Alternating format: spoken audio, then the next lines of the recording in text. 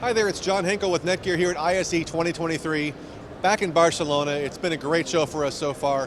One of the greatest things about the show has actually been our partners.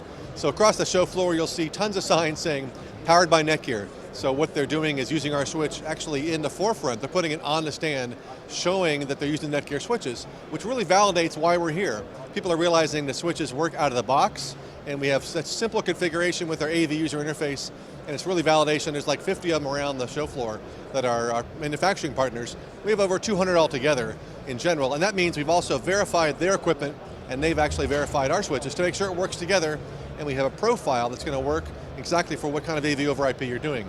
So that's been one of the best things about ISE 2023, is all of our partnerships. Besides the manufacturing partnerships though, we have our sales partnerships or distribution, so integration partnerships, like PSNI, we've been a member of for years.